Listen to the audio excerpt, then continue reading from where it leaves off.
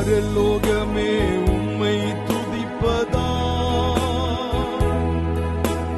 கர்த்தாவே அங்கே வாழ்கிறீர். உம் ஆலயத்தில் உம்மை துதிக்கிறோம். கர்த்தாவே எழுந்தருளும். பரலோகமே உம்மை துதிப்பதா, கர்த்தாவே அங்கே வாழ்கிறீர். உம் ஆலயத்தில் உம்மை துதிக்கிறோம். கர்த்தாவே எழுந்தருளும். ஓ துதிக்கிறோம், துதிக்கிறோம், ஒன்றாக கூடி துதிக்கிறோம். அல்லேலூயா துதிக்கிறோம். ஓ ஒன்றாக கூடி துதிக்கிறோம். உம்முடைய நல்ல நாமத்தை நாங்கள் மகிமைப்படுத்துகிறோம் ஆண்டவரே.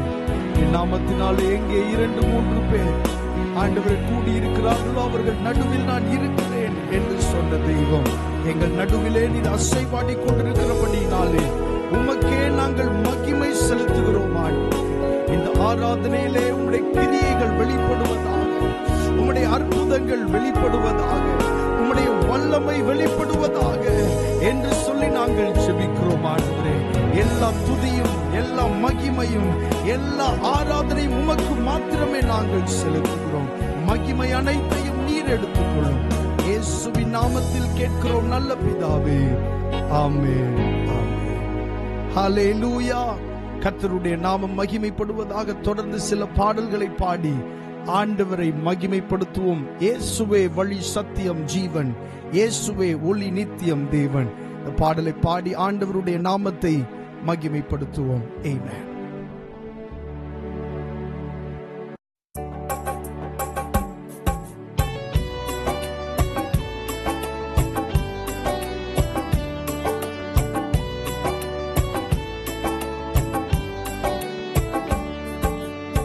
இயேசுவே வழி, சத்தியம், ஜீவன்.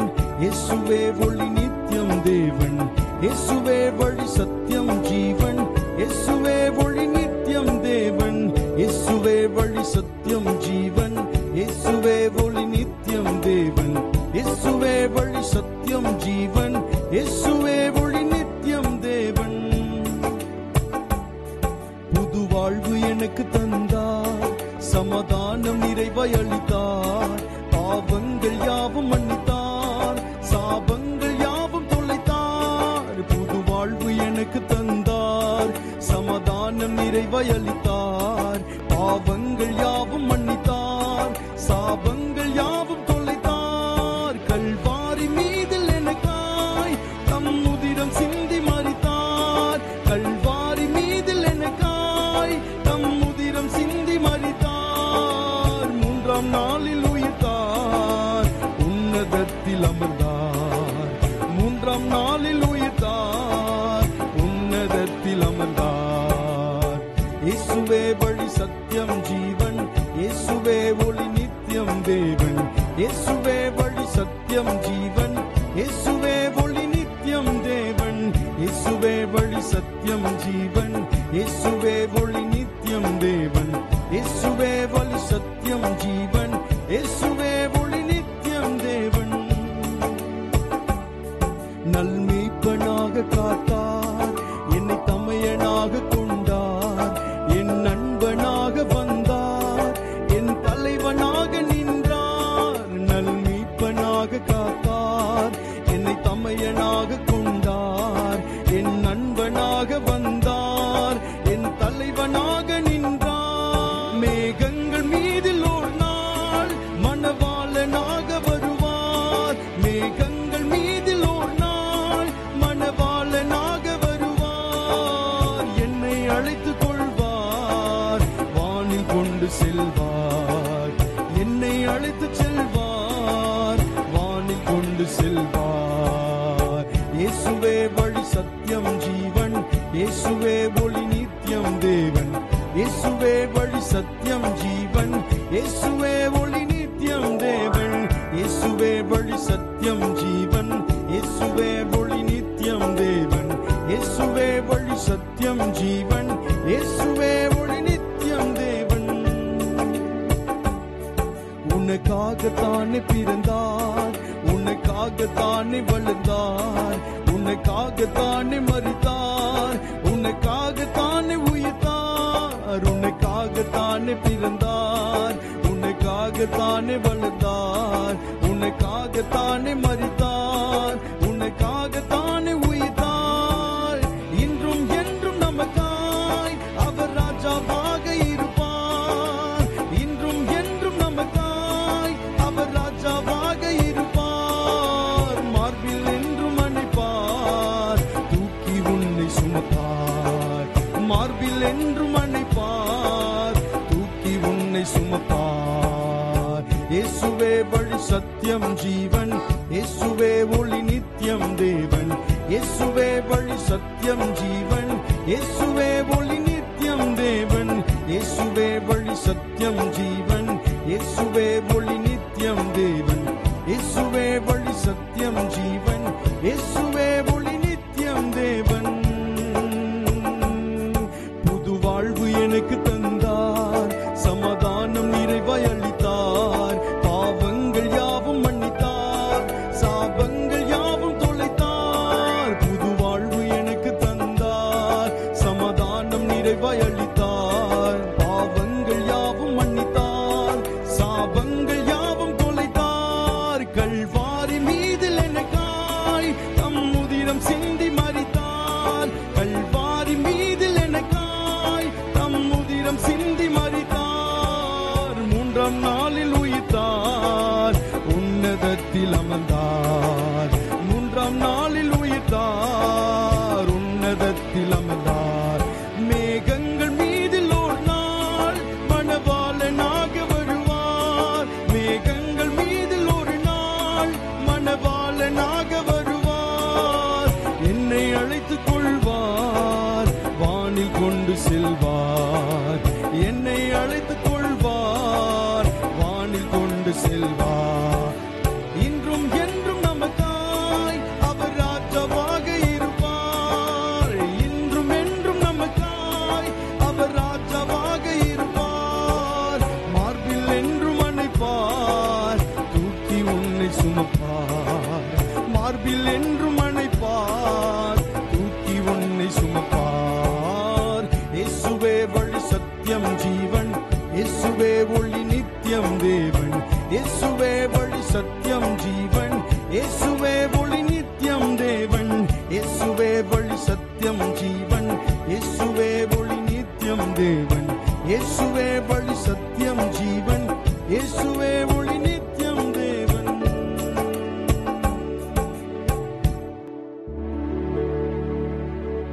நல்மேய்ப்பனாக காத்தார், என்னை தமையனாக கொண்டார், என் நண்பனாக வந்தார், என் தலைவனாக நின்றார். என் மேய்ப்பனாக காத்தார், என்னை தமையனாக கொண்டார், என் நண்பனாக வந்தார், என் தலைவனாக நின்றார். மேகங்கள் மீதில் ஓர் நாள் மணவாளனாக வருவார், மேகங்கள் மீதில் ஓர் நாள் மணவாளனாக வருவார். என்னை அழைத்துக் கொள்வார், வானில் கொண்டு செல்வார், என்னை அணைத்துக் கொள்வார், வானில் கொண்டு செல்வார். கல்வாரி மீதில் எனக்காய் தம் உதிரம் சிந்தி மரித்தார், கல்வாரி மீதில் எனக்காய் தம் உதிரம் சிந்தி மரித்தார். மூன்றாம் நாளில் உயிர்த்தார், உன்னதத்தில் அமர்ந்தார், மூன்றாம் நாளில் உயிர்த்தார், உன்னதத்தில் அமர்ந்தார். இயேசு கிறிஸ்து தான் நமக்கு எல்லாமே. நம்முடைய சகோதரன் அவர்தான், நம்முடைய தகப்பன் அவர்தான், நம்முடைய தாய் அவர்தான். தாய் போல நம்மை தேற்றுகிறவர், தகப்பனை போல நம்மை சுமக்கிறவர். இயேசு கிறிஸ்துவில் நாம் எல்லாவற்றையும் பார்க்க முடியும். அவர் நமக்கு எல்லாம். நம்முடைய தகப்பன், தாய், நம்முடைய உறவுகள் எல்லாம் இயேசு கிறிஸ்து தான். இயேசு கிறிஸ்துவை நாம் அப்படி பார்க்கும்போது நமக்காக அப்படி அவர் செயல்படுகிறதை நம்மால் உணர முடியும். ஆமென். நம்மை நடத்தி செல்லுகிறார். நல்ல நண்பனை போல நம்மிடத்திலே பேசுகிறார். குறை குற்றங்களை எல்லாம் மன்னிக்கிறார். தவறி விழுகிற நேரங்களில் நம்மை தூக்கி எடுக்கிறார். நல்ல இயேசுவை, நல்ல ஆண்டவரை தெய்வமாக கொண்ட ஜனம் ஆகிய நாம் எவ்வளவு பாக்கியம் உள்ளவர்கள். கரங்களை உயர்த்தி ஆண்டவருக்கு மகிமையை செலுத்துவோம். அல்லேலூயா. ஏனானா சந்தன நமக்கடதி அந்தேரனே லேமானானா சந்தன நரதியே. இயேசுவே உம்மை சொந்தமாக கொண்டதென் பாக்கியமே, இதை விடவும் பெரிதான மேன்மை வேறொன்றும் இல்லையே. இயேசுவே உம்மை சொந்தமாக கொண்டதென் பாக்கியமே, இதை விடவும் பெரிதான மேன்மை வேறொன்றும் இல்லையே. கண்களை மூடி இயேசு கிறிஸ்துவை உணருங்கள். ஹல்லேலூயா. ஓ ரபனா சந்தேனா நரதே. எங்களுக்கு எல்லாம் நீர்தான், எல்லாமே நீர்தான், எல்லாம் நீர்தான். இயேசுவே உம்மை நாங்கள் மகிமைப்படுத்துகிறோம். இன்னொரு பாடலை பாடி ஆண்டவருடைய நாமத்தை மகிமைப்படுத்துவோம். கனிவின் கரங்கள் தினம் வழி நடத்தும் நம் ஜீவிய காலம் எல்லாம். பழைய ஒரு பாடல் சேர்ந்து பாடி ஆண்டவருடைய நாமத்தை மகிமைப்படுத்துவோம். ஆமென்.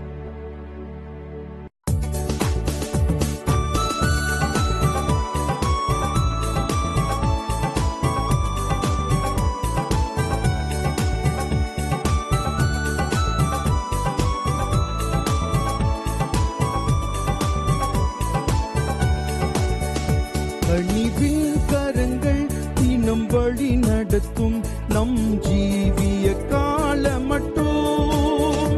கனிவின் கரங்கள் தினம் வழி நடத்தும் நம் ஜீவிய கால மட்டும்.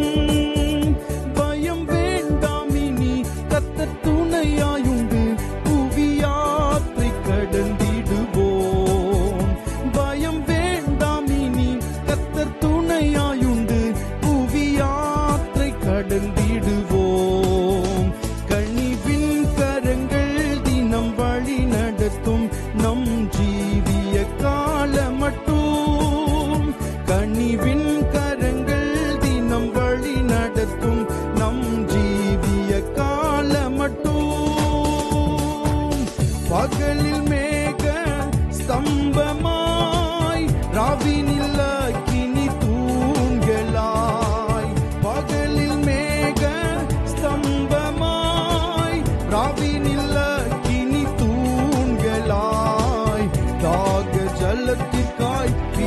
பிளந்தார் பாறையை ஜீவ மன்னா பட்சணமாய், தாக ஜலத்திற்காய் பிளந்தார் பாறையை ஜீவ மன்னா பட்சணமாய், தந்தையே கோவாவை வாழ்த்திடுவோம், கனிவின் கரங்கள் தினம் வழி நடத்தும் நம் ஜீவிய காலம் மட்டும், கனிவின் கரங்கள் தினம் வழி நடத்தும் நம் ஜீவிய காலம் மட்டும். கசந்த மாறா வாழ்வினை மதுரமாக மாற்றியே, கசந்த மாறா வாழ்வினை மதுரமாக மாற்றியே, தேனிலும் இனிய வாக்குகளாலே தேற்றி நம்மை ஆற்றிடுவார், தேனிலும் இனிய வாக்குகளாலே தேற்றி நம்மை ஆற்றிடுவார். அந்த நல் தேவனை வாழ்த்திடுவோம், கனிவின் கரங்கள் தினம் வழி நடத்தும் நம் ஜீவிய காலம் மட்டும், கனிவின் கரங்கள் தினம் வழி நடத்தும் நம் ஜீவிய காலம் மட்டும். யோர்தானை போன்ற துன்பமும் துயரமும் வந்த போதிலும், யோர்தானை போன்ற துன்பமும் துயரமும் வந்த போதிலும், தேவ புயங்களின் பலமதினால் சோர்வில்லாமல் கடந்து வந்தோம், தேவ புயங்களின் பலமதினால் சோர்வில்லாமல் கடந்து வந்தோம். வல்லனல் தேவனை வாழ்த்திடுவோம், கனிவின் கரங்கள் தினம் வழி நடத்தும் நம் ஜீவிய காலம் மட்டும், கனிவின் கரங்கள் தினம் வழி நடத்தும் நம் ஜீவிய காலம் மட்டும்.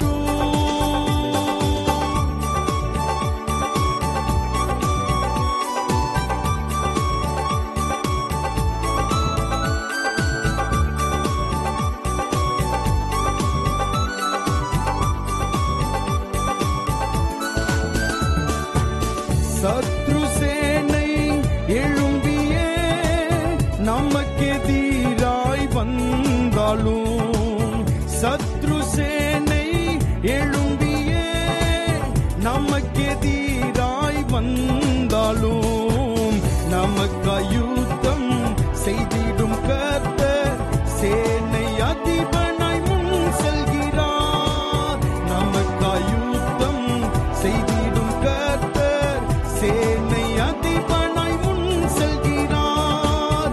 அவரின் கரங்களை பற்றி கொள்வோம், கனிவின் கரங்கள் தினம் வழி நடத்தும் நம் ஜீவிய காலம் மட்டும், கனிவின் கரங்கள் தினம் வழி நடத்தும் நம் ஜீவிய காலம் மட்டும்.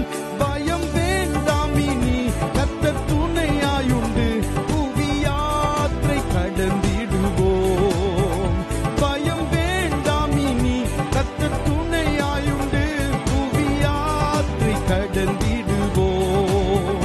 கனிவின் கரங்கள் தினம் வழி நடத்தும் நம் ஜீவிய காலம் மட்டும், கனிவின் கரங்கள் தினம் வழி நடத்தும் நம் ஜீவிய காலம் மட்டும். கசந்த மாறா வாழ்வினை மதுரமாக மாற்றியே, கசந்த மாறா வாழ்வினை மதுரமாக மாற்றியே, தேனிலும் இனிய வாக்குகளாலே தேற்றி நம்மை ஆற்றிடுவார், தேனிலும் இனிய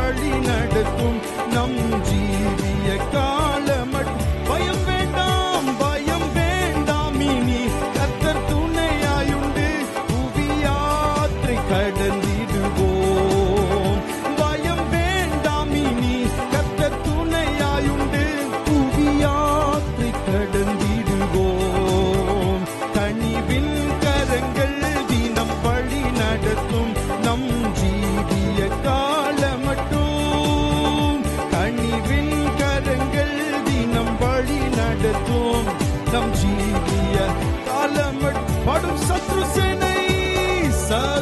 சேனை எழும்பியே நமக்கெதிராய் வந்தாலும் சத்ரு சேனை எழும்பியே நமக்கெதிராய் வந்தாலும் நமக்காயுத்தம் செய்திடும் கர்த்தர் சேனை அதிபனாய் முன் செல்கிறார். சத்தமாய் பாடுவோம். நமக்காக யுத்தம் செய்கிற கர்த்தர் சேனை அதிபனாய் முன் செல்கிறார். நமக்காய் யுத்தம் செய்திடும் கர்த்தர் சேனை அதிபனாய் முன் எனக்காய் யுத்தம் செய்திடும் கர்த்தர் சேனை அதிபனாய் எனக்காய் யுத்தம் செய்திடும் கர்த்தர் சேனை அதிபனாய் முன் செல்கிறார். எனக்காய் யுத்தம் செய்திடும் கர்த்தர் சேனை அதிபனாய் முன் செல்கிறார். அவரின் கரங்களை பற்றி கொள்வோம். கனிவின் கரங்கள் தினம் வழி நடத்தும் நம் ஜீவிய காலமட்டும். கனிவின் கரங்கள் தினம் வழி நடத்தும் நம் ஜீவிய காலமட்டும். பயம் வேண்டாம் இனி கர்த்தர் துணையாயுண்டு புவி யாத்திரை கடந்திடுவோம். பயம் வேண்டாம் இனி கர்த்தர் துணையாயுண்டு புவி யாத்திரை கடந்திடுவோம். கனிவின் கரங்கள் தினம் வழி நடத்தும் நம் ஜீவிய காலமட்டும். கனிவின் கரங்கள் தினம் வழி நடத்தும் நம் ஜீவிய காலமட்டும். யோர்தானை போன்ற துன்பமும் துயரமும் வந்த போதிலும், யோர்தானை போன்ற துன்பமும் துயரமும் வந்த போதிலும், தேவ புயங்களின் வெள்ளமதியினால் சோர்வில்லாமல் கடந்து வந்தோம். தேவ புயங்களின் வெள்ளமதியினால் சோர்வில்லாமல் கடந்து வந்தோம். வல்லனல் தேவனை வாழ்த்திடுவோம். நமக்காய் யுத்தம் செய்திடும் கர்த்தர் சேனை அதிபனாய் முன் செல்கிறார். நமக்காய் யுத்தம் செய்திடும் கர்த்தர் சேனை அதிபனாய் முன் செல்கிறார். கடந்த நாட்களிலே ஆண்டவர் உங்களுக்கு சில வெற்றிகளை தந்திருப்பாரேயானால் அதற்கு காரணம் நீங்கள் அல்ல. எனக்கு சில வெற்றிகளை தந்திருப்பார் என்றால் அதற்கு காரணம் நான் அல்ல. நமக்கு முன்பாக சேனை அதிபனாய் நம்முடைய கர்த்தர் நடந்து செல்வதினாலே அவர் நமக்கு இந்த வெற்றியை தந்திருக்கிறார். இது அவருக்குண்டான வெற்றி. அந்த வெற்றியினுடைய நிழலிலே நாம் நிற்கிறோம். கடந்த நாட்களிலே ஆண்டவர் நமக்கு ஜெயத்தை தந்தது உண்மை அப்படின்னு சொன்னார். அதற்கான முழு மகிமையும் முழு கனமும் நம்முடைய ஆண்டவருக்கு மாத்திரமே உரித்தானது.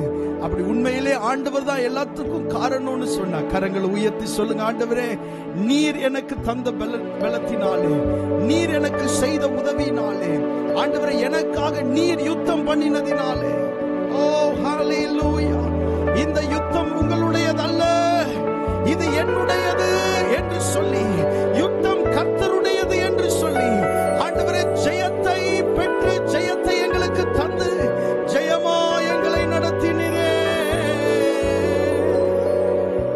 நமக்காய் யுத்தம் செய்திடும் கர்த்தர் சேனை அதிபனாய் முன் செல்கிறார்.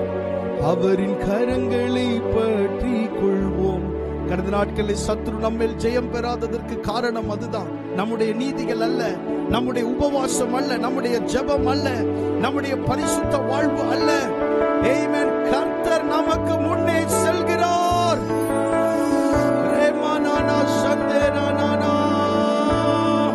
சில நிமிடங்கள் அந்நிய பாஷையில பேசுங்க. ஆண்டவருக்கு மகிமையை செலுத்தும்படி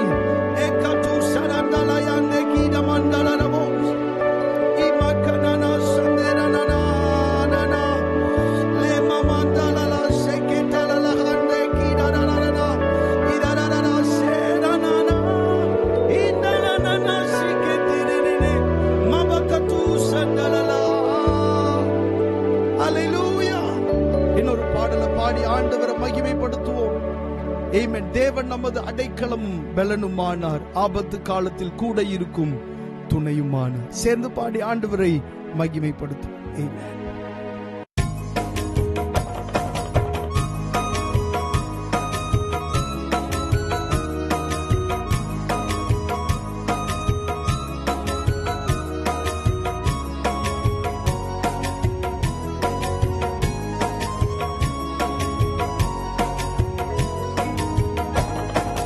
தேவன் நமது அடைக்கலமும் பலனுமானார், ஆபத்து காலத்தில் கூட இருக்கும் துணையுமானார்.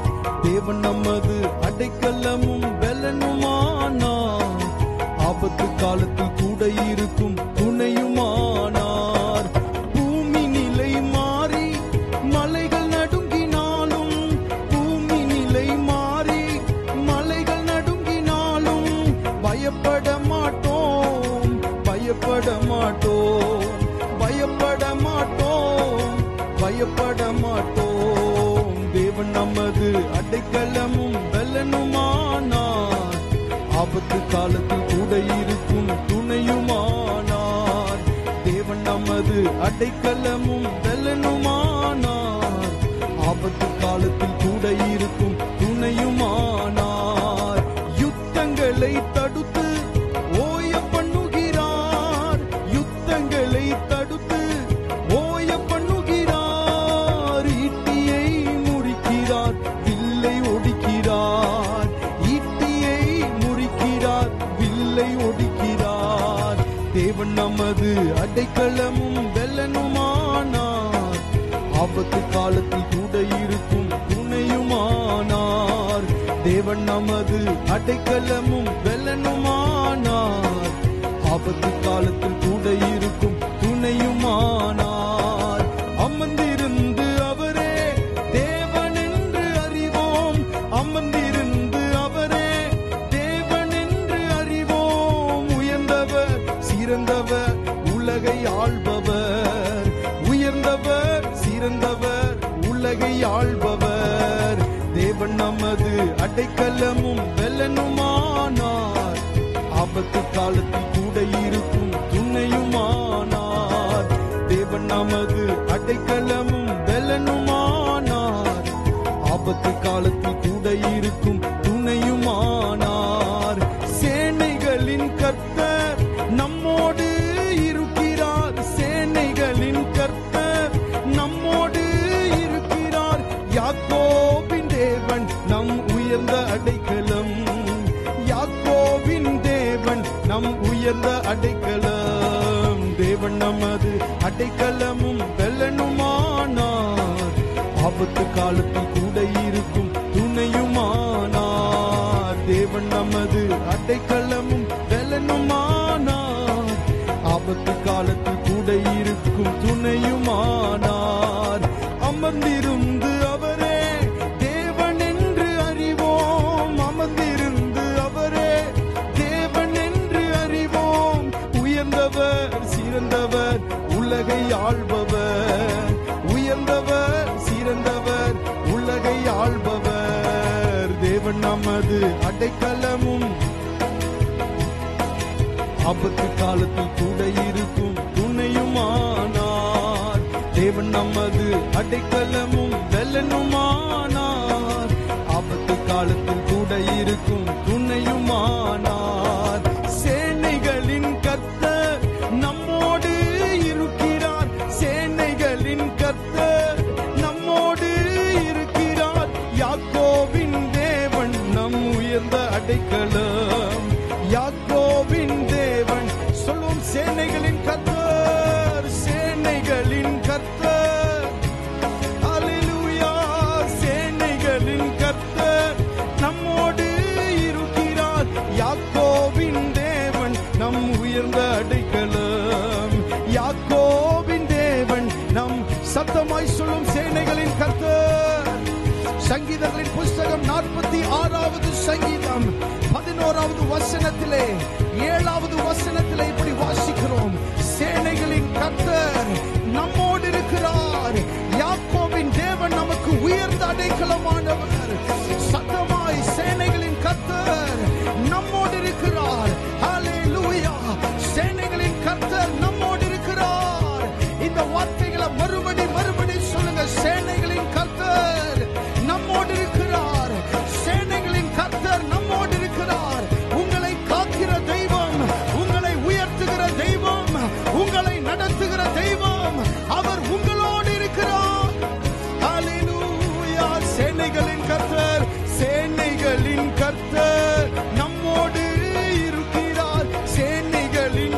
பேர் உங்களை விட்டு விலகல.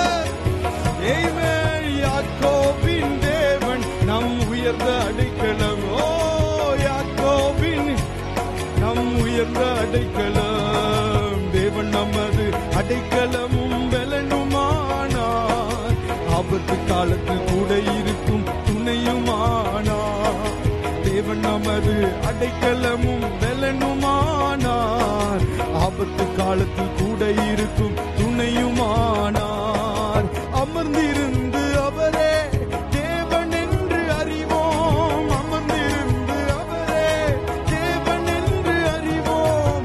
உயர்ந்தவர் சிறந்தவர் உலகை ஆள்பவர். உயர்ந்தவர் சிறந்தவர் உலகை ஆள்பவர். தேவன் நமது அடைக்கலமும் பலனுமானார். கூட இருக்கும் துணையுமானார். தேவன் நமது அடைக்கலமும் பலனுமானார். ஆபத்து காலத்தில் கூட இருக்கும் துணையுமானார். சங்கீதங்களின் புஸ்தகம் 46வது சங்கீதம் 10வது வசனத்தில் சொல்லப்பட்டிருக்கிறது, நீங்கள் அமர்ந்திருந்து நானே தேவன் என்று அறிந்து கொள்ளுங்கள். ஜாதிகளுக்குள்ளே உயர்ந்திருப்பேன், பூமியிலே உயர்ந்திருப்பேன். நிறைய முயற்சிகளை செய்துட்டோம், நிறைய காரியங்களை நம்ம முன் வைத்து அதை செய்திருக்கிறோம். நல்லா ஜெபம் பண்ணி இருக்கிறோம், உபவாசம் பண்ணி இருக்கிறோம். வேதம் சொல்லுகிறது நீங்கள் அமர்ந்திருந்து. ஆமென். இந்த காலத்துல நீங்க அமர்ந்திருந்து ஆண்டவர் உங்களுக்கு செய்ய போகிறத நீங்க பார்க்க போகிறீங்க. ஹல்லேலூயா. நீங்கள் அமர்ந்திருந்து நானே தேவன் என்று அறியுங்கள். பூமியிலே உயர்ந்திருப்பேன், ஜாதிகளுக்குள்ளே உயர்ந்திருப்பேன் என்று ஆண்டவர் சொல்கிறார். 11வது வசனத்துல சேனைகளின் கர்த்தர் நம்மோடு இருக்கிறார். யாக்கோபின் தேவன் நமக்கு உயர்ந்த அடைக்கலமான. யார் உங்கள்கிட்ட சொன்னா கர்த்தர் உங்களோடு இல்லைன்னு உங்கள்கிட்ட யார் சொன்னது? எந்த சத்ரு உங்களிடத்தில் அதை விதைத்தான்? ஆண்டவர் சொல்லுகிறார், இல்ல, சேனைகளின் கர்த்தர் நம்மோடு தான் இருக்கிறார். யாக்கோபின் தேவன் நமக்கு உயர்ந்த அடைக்கலம். ஓ ரஷந்தலலனா லிமனா கடதியா தேரனே மஹானேலே சம்தேரனே ஆண்டே. வாய்களை திறந்து அந்நிய பாஷைகளை பேசுங்க. ஆண்டவரை மகிமைப்படுத்தும்படி சில நிமிடங்கள். லேமா கபரா துல மண்டயாலா அலி சலிண்டல ரெமேகினான் மக்பரோஸ் லாம்ரா கிடனஹான் ஏகது சனனஹான் தேக. அந்நிய பாஷை என்பது ரகசியங்களை மாத்திரம் பேசுதல் அல்ல. ஆமென். ஹல்லேலூயா. நீங்கள் அறியாத சில வார்த்தைகளினாலே ஆண்டவரை புகழ்ந்து கொண்டிருக்கிறீர்கள், மகிமைப்படுத்திக் கொண்டிருக்கிறீர்கள்.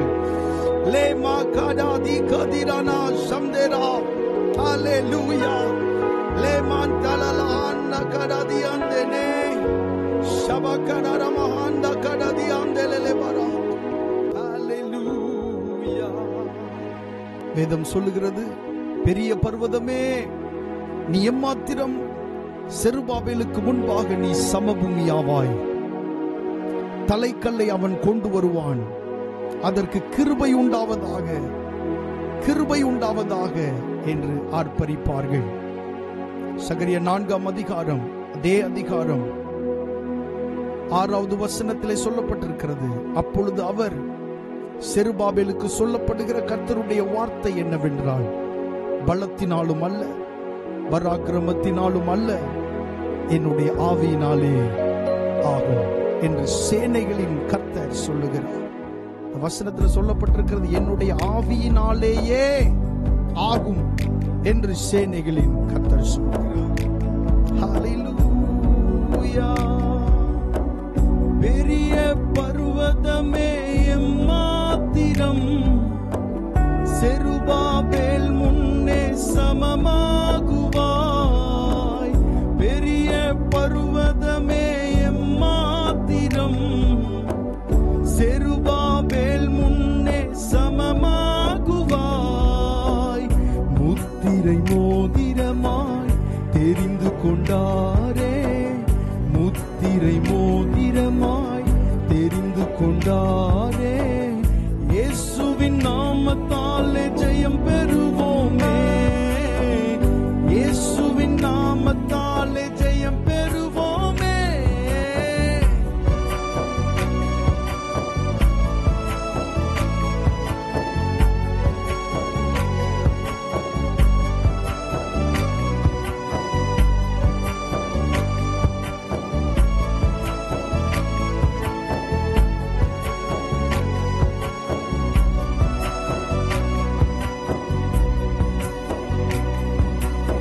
மலைகள் எல்லாம் வழிகளாக்குவார், நம் பாதையெல்லாம் செவ்வையாக்குவார். மலைகள் எல்லாம் வழிகளாக்குவார், நம் பாதையெல்லாம் செவ்வையாக்குவார். கலங்காதே, திகையாதே, நிச்சயமாகவே முடிவு உண்டு. கலங்காதே, திகையாதே, நிச்சயமாகவே முடிவு உண்டு.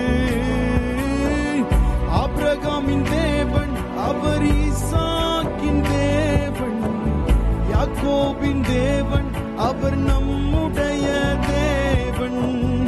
ஆபிரகாமின் தேவன் அவர் ஈசாக்கின் தேவன், யாக்கோபின் தேவன் அவர் நம்முடைய தேவன். பூமி அனைத்திற்கும் ராஜாதிராஜன், உன்னதமானவரை துதியாலே உயர்த்திடுவோம். பூமி அனைத்திற்கும் ராஜாதிராஜன், உன்னதமானவரை துதியாலே உயர்த்திடுவோம். வெண்கல கதவு எல்லாம் உடைத்திடுவாரே, வெண்கல கதவு எல்லாம் உடைத்திடுவாரே. இரும்பு தாழ்பாலை முறித்திடுவாரே, இரும்பு தாழ்பாலை முறித்திடுவாரே. ஆபிரகாமின் தேவன் அவர் ஈசாக்கின் தேவன், யாக்கோபின் தேவன் அவர் நம்முடைய தேவன். ஆபிரகாமின் தேவன் அவர் ஈசாக்கின் தேவன், யாக்கோபின் தேவன் அவர் நம்முடைய தேவன். மலைகள் எல்லாம் வழிகளாக்குவார், பாதையெல்லாம் செவ்வையாக்குவார். மலைகள் எல்லாம் வழிகளாக்குவார், நம் பாதையெல்லாம் செவ்வையாக்குவார்.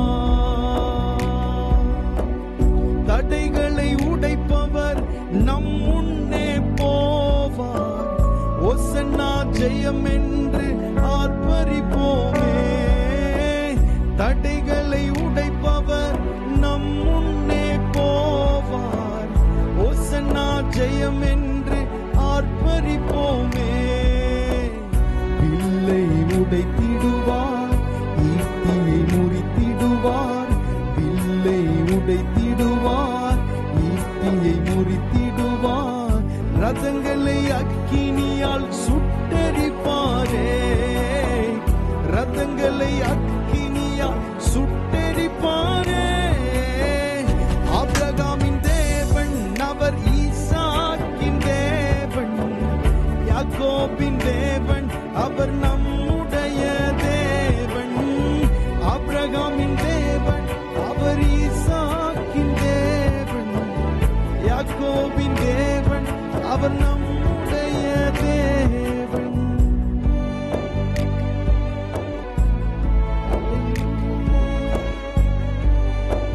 46வது சங்கீதம் 9வது வசனத்திலே இப்படி வாசிக்கிறோம்.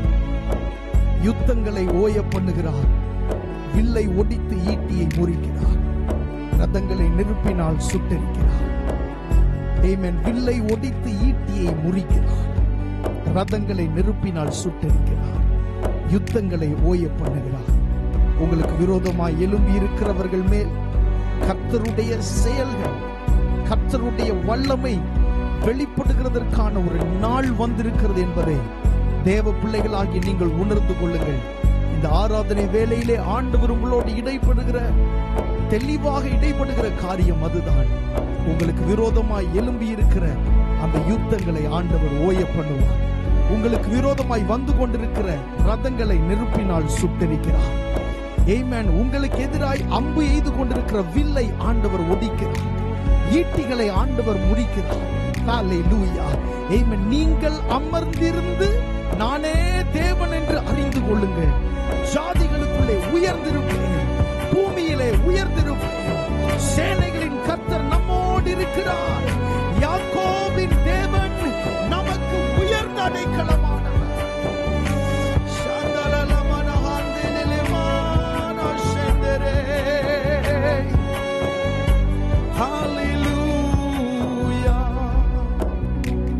எத்தனை பேர் நமக்கு விரோதமாய் வந்தாலும் அந்த காரியங்கள் எல்லாம் ஒருவேளை நீங்க பார்க்க முடியாமல் இருக்கலாம்.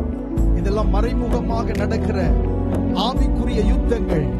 ஆனால் அப்படிப்பட்ட யுத்தங்களை ஆண்டவர் உங்களுக்கு முன்பாக இருந்து ஓய பண்ணுவார். மழை போல வருகிறதை பனி போல ஆண்டவர் மாற்றுகிறார். ஆமென். உங்களை மேற்கொள்ளும்படி, உங்களை சிதறடிக்கும்படி பெருங்காற்றை போல உங்களுக்கு விரோதமாய் வருவார்கள். ஆனால் கர்த்தர் அவர்களை மேற்கொள்ளும்படி உங்களுக்காக எழுந்திருப்பார். உங்களுக்கு முன்பாக அவர் எழுந்திருப்பார். சத்துருக்கள் சிதறடிக்கப்படுவார்கள். கர்த்தர் எழுந்தருளும் போது சத்துருக்கள் சிதறடிக்கப்படுவார்கள்.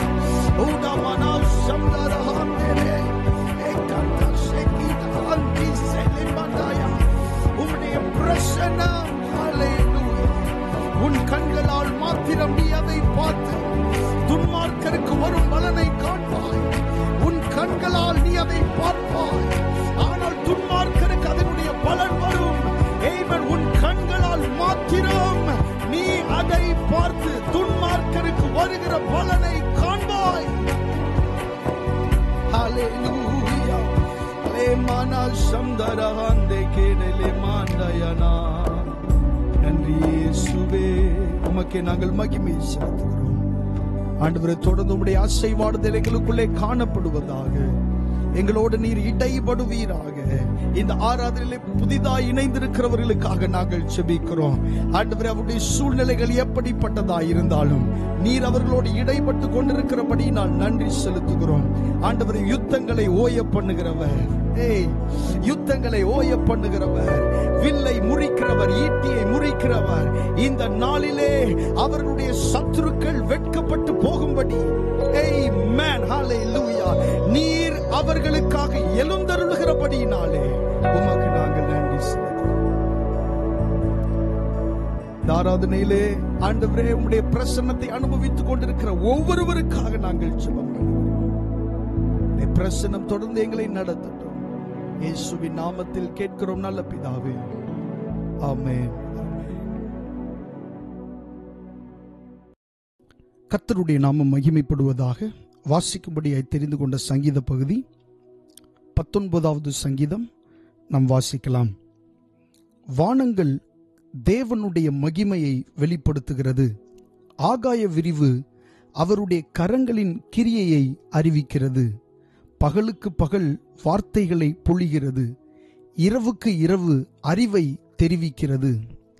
அவைகளுக்கு பேச்சும் இல்லை, வார்த்தையும் இல்லை. அவைகளின் சத்தம் கேட்கப்படுவதும் இல்லை. ஆகிலும் அவைகளின் சத்தம் பூமி எங்கும், அவைகளின் வசனங்கள் பூச்சக்கரத்து கடைசி வரைக்கும் செல்லுகிறது. அவைகளில் சூரியனுக்கு ஒரு கூடாரத்தை ஸ்தாபித்தார். அது தன் மணவரையிலிருந்து புறப்படுகிற மணவாளனைப் போல் இருந்து பராக்கிரமசாலியைப் போல் தன் பாதையில் ஓட மகிழ்ச்சியாயிருக்கிறது. அது வானங்களின் ஒரு முனையிலிருந்து புறப்பட்டு அவைகளின் மறுமுனை வரைக்கும் சுற்றி ஓடுகிறது. அதன் காந்திக்கு மறைவானது ஒன்றுமில்லை. கர்த்தருடைய வேதம் குறைவற்றதும் ஆத்துமாவை உயிர்ப்பிக்கிறதுமாயிருக்கிறது.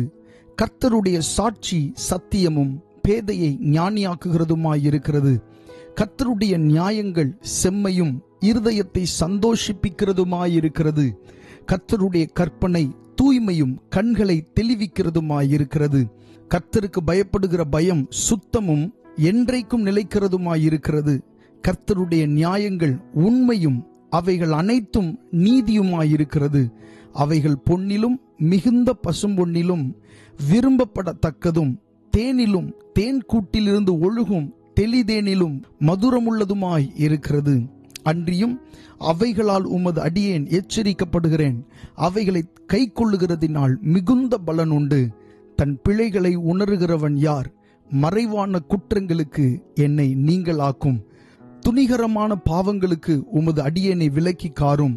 அவைகள் என்னை ஆண்டு கொள்ள ஒட்டாதிரும். அப்பொழுது நான் உத்தமனாகி பெரும் பாதகத்துக்கு நீங்களாயிருப்பேன்.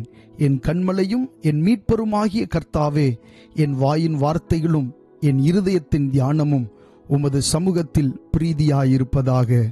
ஆமேன். கர்த்தருடைய நாமம் மகிமைப்படுவதாக.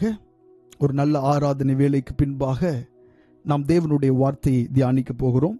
இந்த நாளிலே விசுவாசத்திற்கான சோதனை என்கிற தலைப்பிலே தேவனுடைய வார்த்தையை நாம் தியானிக்க போகிறோம். விசுவாசத்திற்கான சோதனை. வாசிக்கலாம். 1 பேதுரு 1 அதிகாரம் 7வது வசனம். 1 பேதுரு 1 அதிகாரம் 7வது வசனம். நாம் எல்லாரும் சேர்ந்து வாசிப்போம். அழிந்து போகிற பொன் அக்கினியினாலே சோதிக்கப்படும், அதை பார்க்கிலும் அதிக விலையேற பெற்றதாயிருக்கிற உங்கள் விசுவாசம் சோதிக்கப்பட்டு இயேசு கிறிஸ்து வெளிப்படும் போது உங்களுக்கு புகழ்ச்சியும் கனமும் மகிமையும் உண்டாக காணப்படும். கண்களை மூடி ஜெபம் பண்ணுவோம். நல்ல ஆண்டவரை நன்றி செலுத்துகிறோம். இந்த நாளில் நாங்கள் கேட்கவிருக்கிற ஆண்டவரே உம்முடைய வார்த்தைக்காக நன்றி செலுத்துகிறோம். நாங்கள் கேட்கிற இந்த வார்த்தைகளை ஆசீர்வதியும். எங்களுடைய மனக்கண்களை, ஆவிக்குரிய கண்களை நீர் திறந்தருளும். ஆண்டவரே, நீர் எங்களோடு பேசுவதை, இடைபடுவதை உணர்ந்து கொள்ள, புரிந்து கொள்ள உதவி செய்யும். இயேசுவின் நாமத்தில் கேட்கிறோம் நல்ல பிதாவே, ஆமேன். கர்த்தருடைய நாமம் மகிமைப்படுவதாக. நாம் வாசித்த இந்த அருமையான வசனத்திலே இப்படி சொல்லப்பட்டிருக்கிறது. அழிந்து போகிற பொன் அக்கினியினாலே சோதிக்கப்படும், அதை பார்க்கிலும் அதிக விலையேற பெற்றதாயிருக்கிற உங்கள் விசுவாசம் சோதிக்கப்பட்டு இயேசு கிறிஸ்து வெளிப்படும் போது உங்களுக்கு புகழ்ச்சியும் கனமும் மகிமையும் உண்டாக காணப்படும் என்று சொல்லப்பட்டிருக்கிறது. பிரியமானவர்களே, நிறைய நேரங்களிலே ஆண்டவரிடத்தில் சில காரியங்களை நாம் விசுவாசிக்கிறோம். விசுவாசித்து அந்த காரியங்களை பெற்றுக்கொள்ளுகிறோம். விசுவாசம் என்று சொல்லும்போது 2 வித்தியாசமான விசுவாசங்கள் இருக்கிறது. முதலாவது விசுவாசம் என்பது பொதுவான விசுவாசம். நாம் அறிந்திருக்கிறோம் பொதுவான விசுவாசம். பொதுவான விசுவாசம் என்றால் என்ன? இயேசுவே கர்த்தர் என்று நாம் நம்பிக்கை கொள்வது, விசுவாசிப்பது தான் பொதுவான விசுவாசம். நித்திய ஜீவன் நமக்கு உண்டு, பாவங்களை மன்னித்திருக்கிறார், சாபங்களை மாற்றியிருக்கிறார், நம்முடைய எல்லா விதமான வியாதிகளையும் அவர் மாற்றுகிறவராய் இருக்கிறார், நம்மை பரலோக ராஜ்யத்திற்கு தகுதிப்படுத்துகிறவராய் இருக்கிறார் என்று நாம் விசுவாசிக்கிறோமே, அதற்கு பேர் பொதுவான விசுவாசம். அடுத்ததாக சிறப்பான விசுவாசம் என்று இருக்கிறது. அது என்ன?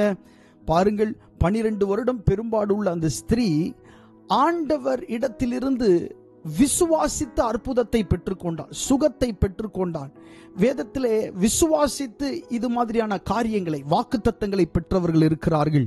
ஆபிரகாம் விசுவாசித்து ஆண்டவரிடத்திலிருந்து வாக்குத்தத்தங்களை அவன் பெற்றுக்கொண்டான். விசுவாசித்து. அது என்ன விசுவாசம்? அது சிறப்பான விசுவாசம். சோ பொதுவான விசுவாசம் என்று இருக்கிறது, சிறப்பான விசுவாசம் என்று இருக்கிறது. எப்படி ஆனாலும் விசுவாசம் என்பது சோதிக்கப்பட வேண்டும். அந்த விசுவாசம் சோதிக்கப்பட்டால்தான், அந்த விசுவாசத்தினுடைய பரீட்சையில் நீங்கள் ஜெயித்தால்தான் ஆண்டவர் நீங்கள் எதை விசுவாசிக்கிறீர்களோ அதை உங்களுக்கு தர அவர் வல்லமையுள்ள தேவனாயிருக்கிறார். உங்களுடைய விசுவாசம் சாதாரணமானதல்ல. வேதத்தில் விசுவாசத்தை குறித்து நீங்கள் பார்க்கும்போது மகா பரிசுத்தமான விசுவாசம் என்று எழுதியிருக்கிறதை உங்களால் பார்க்க முடியும். சோ விசுவாசம் என்பது சாதாரணமானதல்ல. ஆமென். இந்த வசனத்தில் என்ன சொல்லப்பட்டிருக்கிறது? அழிந்து போகிற, குப்பையாய் போகிற பொன், தங்கம் அக்கினியினாலே சோதிக்கப்படும், அதை பார்க்கிலும் அதிக விலையேற பெற்றதாய் இருக்கிற உங்கள் விசுவாசம் என்று சொல்லப்பட்டிருக்கிறது. உங்களுடைய விசுவாசமானது ஆமென் சாதாரண அழிந்து போகிற தங்கத்தை போல, பொன்னை போல அது சாதாரணமானது அல்ல. உங்களுடைய விசுவாசம் அதை பார்க்கிலும் அதிக விலையேற பெற்றதாய் இருக்கிறது, மேலானது, பெரியது என்று வேதத்திலே சொல்லப்பட்டிருக்கிறது.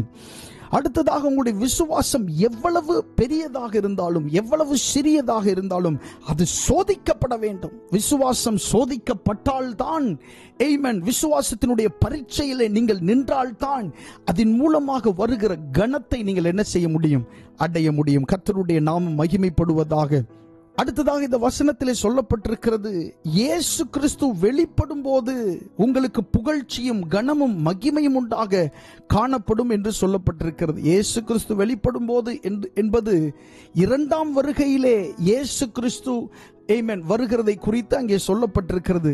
ஆனால் ஆவிக்குரிய மொழியிலே அதை எடுத்துக்கொண்டோம் என்று சொன்னால், இப்பொழுது அந்த 12 வருடம் பெரும்பாடுள்ள அந்த ஸ்திரீ இயேசுவை விசுவாசித்தார். எப்படி? அந்த வழியாக அவர் நடந்து செல்லும் போது எப்படியாகிலும் அவருடைய வஸ்திரத்தை தொட்டால் நான் சுகமாவேன், சொஸ்தமாவேன் என்று அவள் விசுவாசித்தாள்.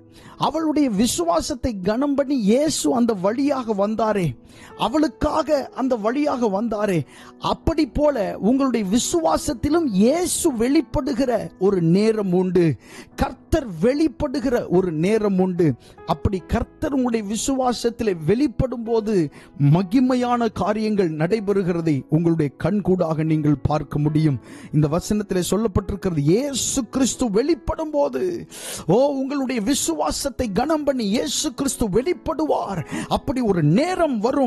அந்த நேரத்தில் உங்களுக்கு புகழ்ச்சியும் கனமும் மகிமையும் உண்டாகும் என்று சொல்லி வேதத்திலே சொல்லப்பட்டிருக்கிறது. விசுவாச பாதையிலே பயணம் செய்து கொண்டிருக்கிற நீங்கள் சற்றாகிலும் கலக்கம் அடைய வேண்டிய அவசியம் இல்லை. சூழ்நிலைகள் ஒன்றும் சாதகமாக இல்லை, உண்மைதான். நீங்கள் எதிர்பார்த்திருக்கிற காரியங்கள் ஒன்றும் நடைபெறவில்லை, உண்மைதான். ஆண்டவர் சொன்னதற்கும் உங்களுடைய வாழ்க்கையில நடந்து கொண்டிருக்கிற காரியத்திற்கும் துளியும் சம்பந்தம் இல்லை என்பது மிகவும் உண்மைதான். ஆண்டவர் உங்களுக்கு கொடுத்த காரியங்கள், உங்களுக்கு சொன்ன காரியங்களுக்கும் இப்பொழுது நடந்து கொண்டிருக்கிற காரியத்துக்கும் எந்த தொடர்பும் இல்லை.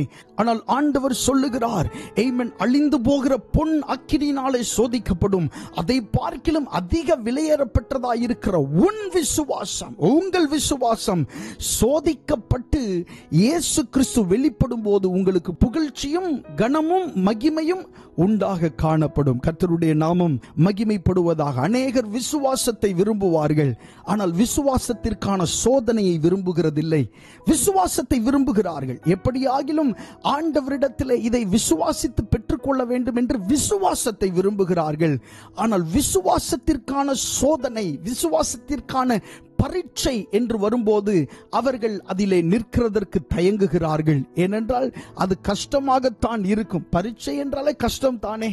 இப்பொழுது ஸ்கூல்ல படிக்கிறவங்களாகட்டும் அல்லது வேலை ஸ்தலங்களில் ஏதாவது ஒரு எக்ஸாமினேஷன் வரும் பொழுது அவர்கள் என்ன செய்கிறார்கள்? தயங்குகிறார்கள். மனிதர்களுக்கு பரீட்சை என்றாலே ஒரு தயக்கம் உண்டு. ஹல்லேலூயா. அதுபோல இந்த விசுவாச பரீட்சை என்பது சாதாரணமானதல்ல. இது ஒரு அனுபவ ரீதியான ஒரு காரியமாக இருக்கிறது. அதனால் மனிதர்கள் இதற்காக அதிகம் தயங்குகிறதை நாம் பார்க்க முடியும். நாம் மாத்திரமல்ல, வேத புஸ்தகத்திலும் அநேகர் இப்படி தயங்கி இருக்கிறார்கள். அநேகர் கண்ணீர் வடித்திருக்கிறார்கள். அந்த கஷ்டமான பாதையை கடந்து செல்வதற்கு அநேகர் பட்ட கஷ்டங்கள், புலம்பல்கள், முறுமுறுத்தல்கள், வேதனைகள், வியாகுலங்கள், அவமானங்கள், நிந்தைகள் எல்லாம் கொஞ்சம் அல்ல. இது வேதத்திலும் சொல்லப்பட்டிருக்கிறது. அப்படிப்பட்ட நிலையிலே விசுவாசத்திற்காக நீங்கள் ஆண்டவர் மேல் வைத்திருக்கிற அந்த நம்பிக்கைக்காக நீங்கள் நிற்கும் போது ஆண்டவர் உங்களை ஒருபோதும் வெட்கப்பட விடவே மாட்டார். கர்த்தருடைய நாமம் மகிமைப்படுவதாக. சோ நீங்கள் விசுவாசித்ததை ஆண்டவர் நிச்சயம் தருவார். ஆனால் இந்த சோதனை காலத்தில் நீங்கள் உறுதியாக இருக்க வேண்டும் என்று ஆண்டவர் விரும்புகிறார். இந்த பிரசங்கத்தினுடைய நோக்கமே அதுதான். இந்த சோதனை காலத்தில், விசுவாசத்திற்கான பரீட்சையின் இந்த காலத்திலே நீங்கள் பொறுமையாக, உண்மையாக, இன்னும் நம்பிக்கையோட, இன்னும் அதிக விசுவாசத்தோட, இன்னும் அதிகமாக ஆண்டவரில் அன்பு கூர்ந்து அவருக்காக நீங்கள் நிற்க வேண்டும் என்று ஆண்டவர் விரும்புகிறார். கர்த்தருடைய நாமம் மகிமைப்படுவதாக. ஹல்லேலூயா.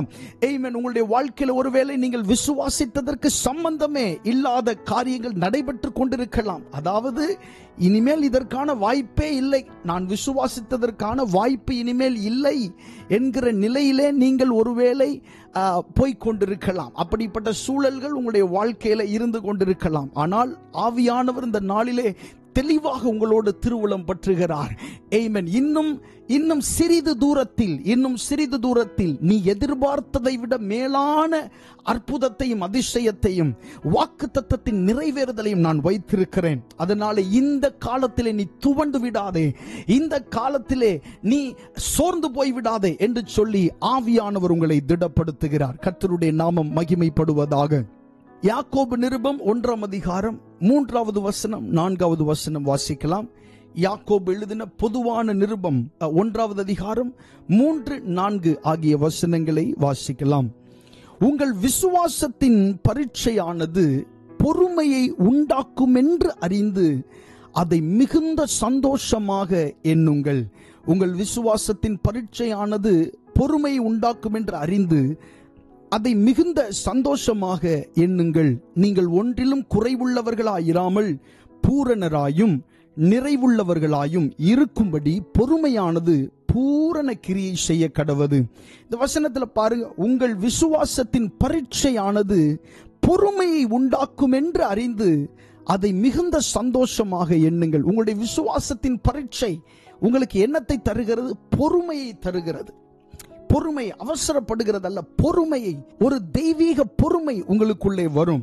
விசுவாசத்தின் பரீட்சை உங்களுக்குள்ள பொறுமையை உண்டாக்குறது என்று அறிந்து அதை மிகுந்த சந்தோஷமாக எண்ணுங்கள். நீங்கள் ஒன்றிலும் குறைவுள்ளவர்களாயிராமல் பூரணராயும் நிறைவுள்ளவர்களாயும் இருக்கும்படி பொறுமையானது பூரண கிரியை செய்ய கடவுது. இந்த வசனத்தில் சொல்லப்பட்டிருக்கிறது, நீங்கள் விசுவாசத்திற்கான பரீட்சையில நிற்கும் போது அதற்கான பரிசாக ஆண்டவர் உங்களுக்கு பொறுமையை தருகிறார். பொறுமையை ஆண்டவர் உங்களிடத்தில் உண்டாக்குகிறார். யோபின் பொறுமையை குறித்து நீங்கள் என்ன செய்திருக்கிறீர்கள்? கேள்விப்பட்டிருக்கிறீர்கள். இதே யாக்கோபு தான் எழுதுகிறார் அந்த வசனத்தையும். யோபின் பொறுமையை குறித்து கேள்விப்பட்டிருக்கிறீர்கள். கர்த்தருடைய செய்கைகளின் முடிவையும் நீங்கள் என்ன செய்திருக்கிறீர்கள்?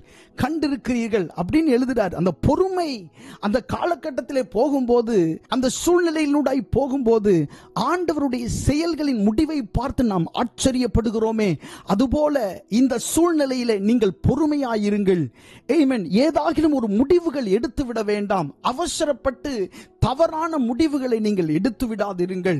இந்த சூழ்நிலையிலே, விசுவாசத்திற்கான இந்த பரீட்சையிலே ஆமென், தவறான முடிவுகள் எடுக்காமல் இந்த சூழ்நிலையில் பொறுமையோடு நடந்து செல்ல ஆண்டவர் உங்களுக்கு உதவி செய்வாராக. ஆமென். நீங்கள் பொறுமையோடு இருக்கும்போது உங்களுக்காக ஒரு ஏலிம், திறக்கப்பட்ட ஒரு ஏலிம் உங்களுக்காக இருக்கிறது. ஒருவேளை அந்த ஏலிமை நீங்கள் பார்க்கவில்லை, அது எவ்வளவு செழிப்பாய் எவ்வளவு இனிமையாய் இருக்கும் என்று உங்களுக்கு தெரியாது.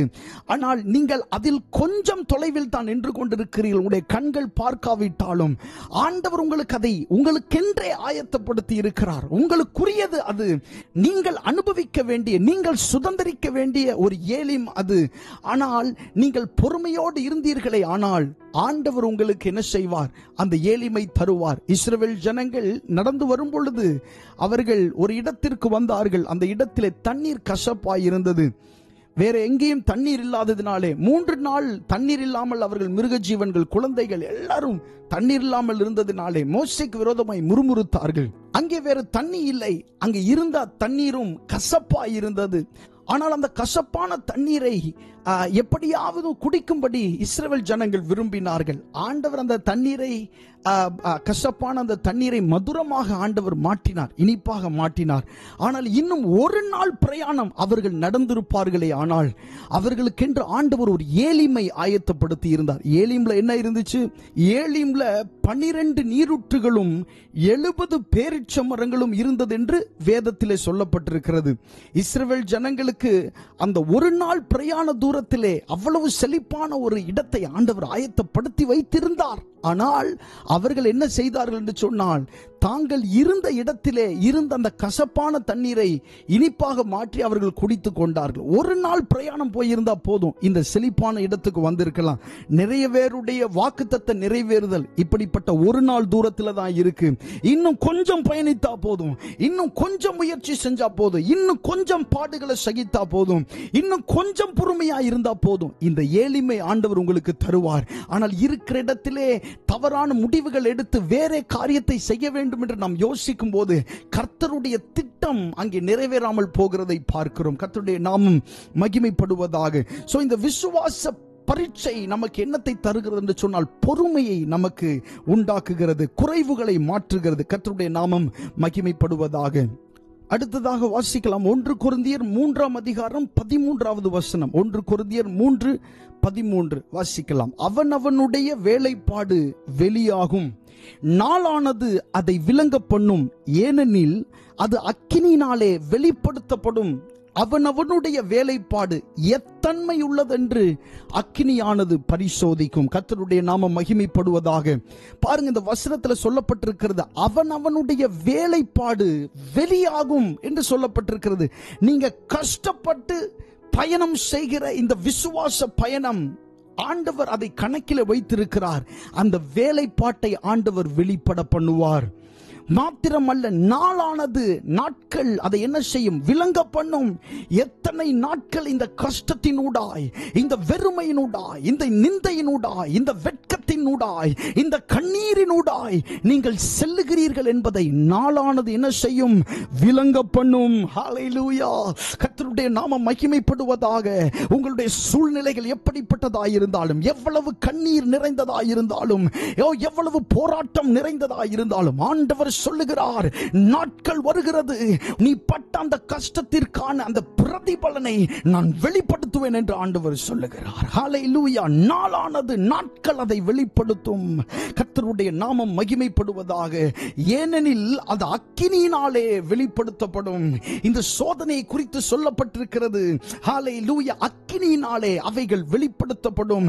முதல் வசனத்தில் நாம் வாசித்தோமே, அழிந்து போகிற பொன் அக்கினியினாலே சோதிக்கப்படும், அதை பார்க்கிலும் அதிக விலையேறப்பட்டதாக இருக்கிற உங்கள் விசுவாசம் சோதிக்கப்பட்டு என்று சொல்லப்பட்டிருக்கிற வசனத்தை வாசித்தோமே முதல் வசனமாய். அதுபோல இந்த வசனத்தில் சொல்லப்பட்டிருக்கிறது, அக்கினியினாலே வெளிப்படுத்தப்படும். ஆமென். கொஞ்சம் பொறுத்திருங்கள். ஆண்டவர் உங்களை சோதித்துக் கொண்டிருக்கிறார். ஆண்டவர் உங்களை சோதித்து பார்த்து கொண்டிருக்கிறார். புடமிட்டு பார்த்து கொண்டிருக்கிறார். இன்னும் அதைத்தான் நீங்கள் விரும்புகிறீர்களா? நீங்கள் ஆண்டவரிடத்தில் கேட்ட காரியத்தில் தான் நிலைத்திருக்கிறீர்களா? ஆண்டவரை இன்னும் உறுதியாய் பிடித்திருக்கிறீர்களா என்று ஆண்டவர் உங்களை சோதித்து பார்க்கிறார். கர்த்தருடைய நாமம் மகிமைப்படுவதாக. அவனவனுடைய வேலைப்பாடு தன்மை உள்ளதென்று அக்கினியானது பரிசோதிக்கும். ஹல்லேலூயா. எப்பேற்பட்ட மனுஷனாய் இருந்தாலும் அவனுடைய விசுவாசத்தினுடைய பரீட்சை நாட்களில் உண்மையாக அவன் விசுவாசிக்கிறானா இல்லையா என்பது வெளிப்படும். உண்மையிலே அவன் விசுவாசிக்கிறானா, இந்த விசுவாசம் உண்மைதானா என்று ஆண்டவர் சில நேரங்களிலே உங்களை சோதித்து பார்ப்பார். வேதத்தில் இருக்கிற எல்லா பக்தர்களையும் ஆண்டவர் சோதித்து பார்த்திருக்கிறார். ஆமென். ஹல்லேலூயா. அவனவனுடைய வேலைப்பாடு வெளியாகும். நாளானது அதை விளங்க பண்ணும். ஏனெனில் அது அக்கினியினாலே வெளிப்படுத்தப்படும். அவனவனுடைய வேலைப்பாடு எத்தன்மை உள்ளதென்று அக்கினியானது பரிசோதிக்கும். சில நேரங்களில் இந்த அக்கினிக்குள்ள போடும்போது சில காரியங்களை சுத்தமாகிரும். இந்த விசுவாச பரீட்சை உங்களை சுத்தமாக்கும், பரிசுத்தமாக்கும், உங்களை புடமிடும், இன்னும் உங்களை தகுதிப்படுத்தும், இன்னும் உங்களை நேர்த்தியாக்கும். கர்த்தருடைய நாமம் மகிமைப்படுவதாக. அடுத்ததாக வேதாகமத்தில் காணப்படுகிற விசுவாச பரீட்சைகளை குறித்து நாம் தியானிக்க போகிறோம். வேதத்தில் இருந்த எல்லா மனிதர்களுக்குமே அப்படிப்பட்ட விசுவாச பரீட்சை நடந்திருக்கிறது. ஆனால் ஒரு சில காரியங்களை மாத்திரம் நாம் அதை குறித்து தியானிக்க போகிறோம். கர்த்தருடைய நாமம் மகிமைப்படுவதாக. முதலாவதாக ஆதியாகமம் 22வது அதிகாரம் 1வது வசனத்திலே வாசிக்கலாம். ஆதியாகமம் 22:1 வசனம். இந்த காரியங்கள் நடந்த பின்பு தேவன் ஆபிரகாமை சோதித்தார். எப்படியெனில் அவர் அவனை நோக்கி ஆபிரகாமே என்றார். அவன் இதோ அடியேன் என்றான். 2வது வசனம். அப்பொழுது அவர் உன் புத்திரனும் உன் ஏகசுதனும் உன் நேசகுமாரனுமாகிய ஈசாக்கை நீ இப்பொழுது அழைத்து கொண்டு மோரியா தேசத்திற்கு போய் அங்கே நான் உனக்கு குறிக்கும் மலைகள் ஒன்றில் அவனை தகன பலியாக பலியிடு என்றார். இந்த சம்பவத்திலே நமக்கு எல்லாருக்கும் நல்ல தெரிந்த ஒரு சம்பவம். கர்த்தர் ஆபிரகாமை சோதித்த விதம். கர்த்தர் ஆபிரகாமை சோதிக்கும் போது வேதத்திலே சொல்லப்பட்டிருக்கிறது, எப்படியெனில் என்று சொல்லப்பட்டிருக்கிறது. எல்லாருக்கும் ஆண்டவர் ஒரே சோதனையை கொடுக்கிறது இல்லை. ஆபிரகாமிடத்திலே அவனுடைய பிள்ளையை கொடு என்று ஆண்டவர் கேட்டார். அதுபோல எல்லாரிடத்திலும் ஆண்டவர் உன் பிள்ளையை கொடு என்று கேட்கிறதில்லை. ஒவ்வொரு மனிதனையும் ஆண்டவர் ஒவ்வொரு ரீதியிலே ஆண்டவர் சோதிக்கிறார். உங்களுக்கு என்ன சோதனை இருக்கிறதோ அது உங்கள் பக்கத்தில் இருக்கிறவர்களுக்கு இல்லை, உங்கள் பக்கத்து வீட்டுக்காரர்களுக்கு இல்லை. உங்களுடைய சோதனை வித்தியாசமானது. ஆண்டவரை அறிந்த அவர்களுடைய சோதனை வித்தியாசமானது. ஆண்டவர் வேத புஸ்தகத்திலே ஒரு மனுஷன்ட்ட தான் இதை கேட்டார். ஆபிரகாமின் இடத்துல மட்டும்தான் கேட்டார். உன்னுடைய புத்திரனை எனக்கு பலியாக கொடு என்று ஆண்டவர் ஆபிரகாமின் இடத்தில் மட்டும்தான் ஆண்டவர் கேட்டார்.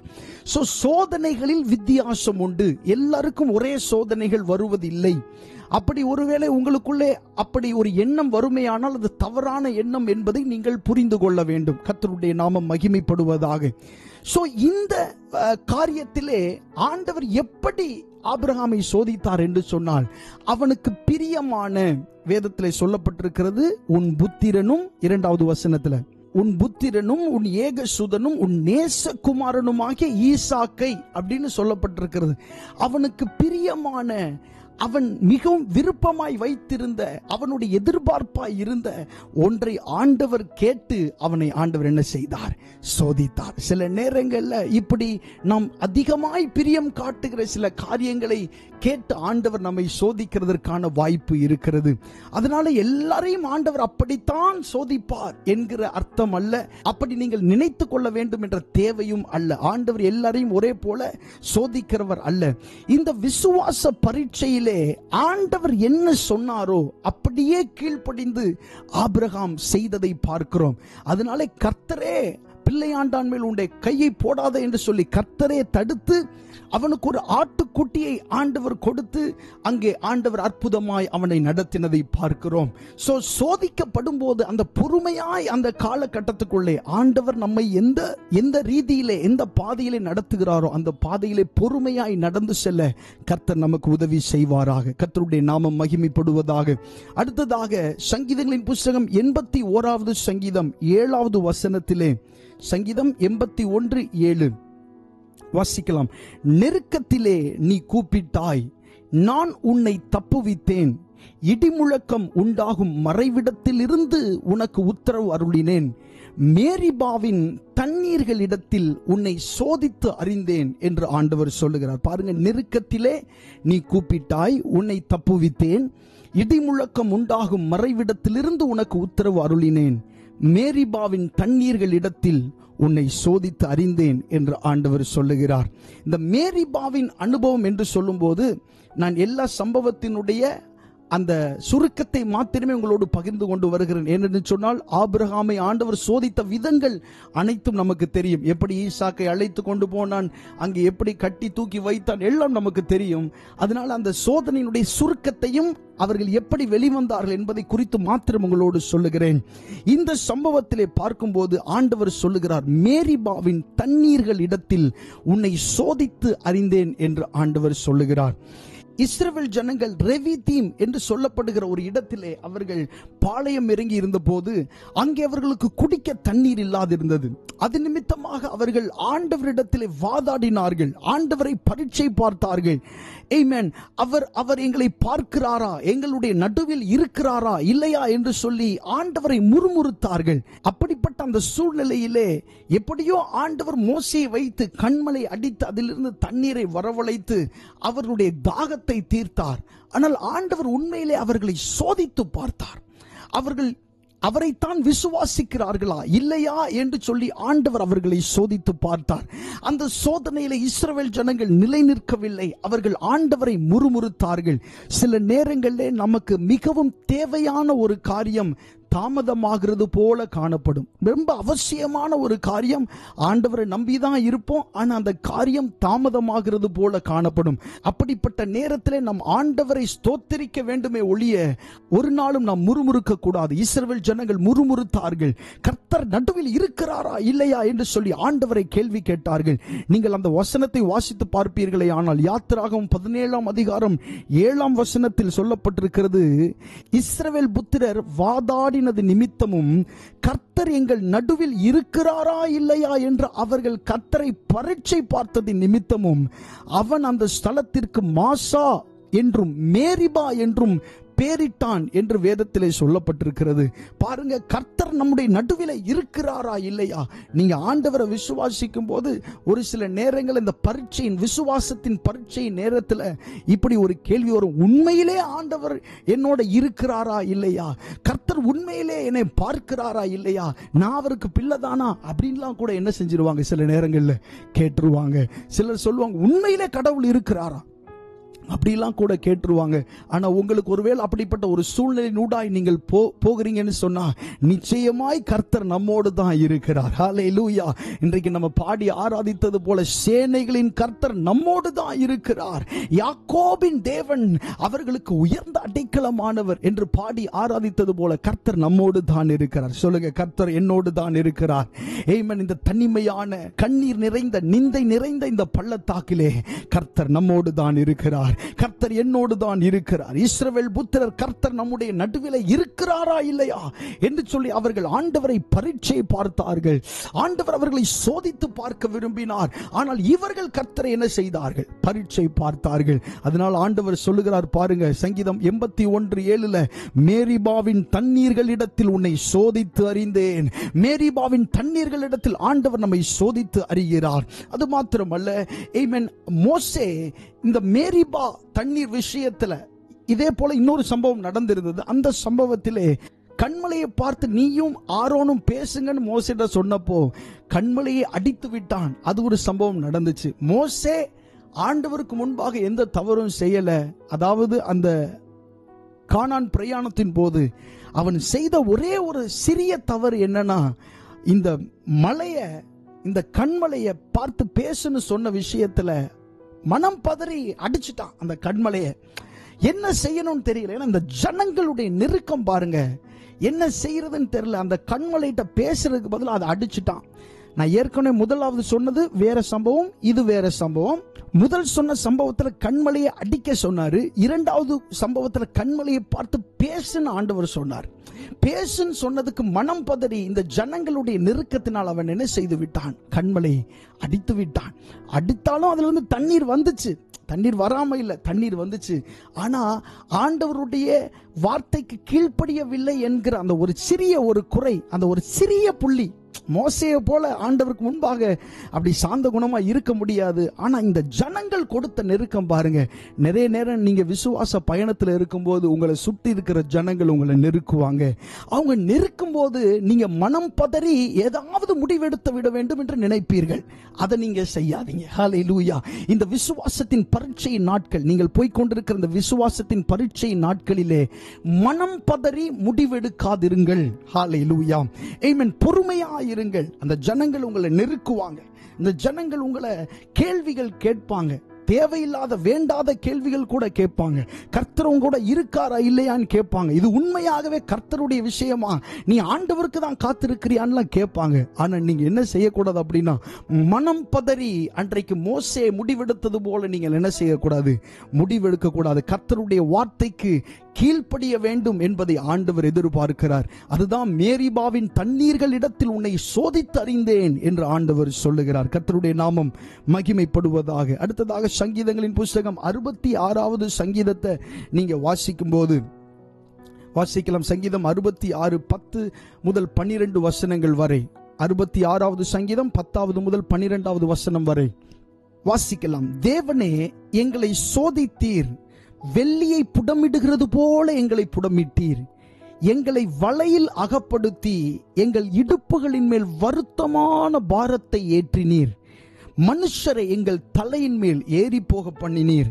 தீயையும் தண்ணீரையும் கடந்து வந்தோம், செழிப்பான இடத்தில் எங்களை கொண்டு வந்து விட்டீர். இந்த வசனங்களிலே ஆண்டவர் மனிதர்களை எப்படியெல்லாம் சோதிக்கிறார் என்று சொல்லப்பட்டிருக்கிறது.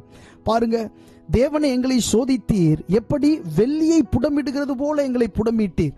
இந்த வெள்ளி இருக்கு பாருங்க, அதை புடமிடும் போது, பொண்ணை புடமிடும் போது, தங்கத்தை புடமிடும் போது ஏதோ ஒரு தீயில வச்சு உடனே எடுக்க மாட்டாங்க. அதுல காண்பிப்பார்கள், வெளியே எடுப்பார்கள், மறுபடி உள்ளே வைப்பார்கள், வெளியே எடுப்பார்கள், மறுபடி உள்ளே வைப்பார்கள், வெளியே எடுப்பார்கள், மறுபடி. இந்த விஷயம் நடந்து கொண்டே இருக்கும். இது போல ஆண்டவர் நம்ம என்ன செய்கிறாரா? சோதிக்கிறாரா. அதனாலதான் சில நேரம் நம்முடைய வாழ்க்கையில பிரச்சனை விட்டு விட்டு வருகிறது போல காணப்படும்.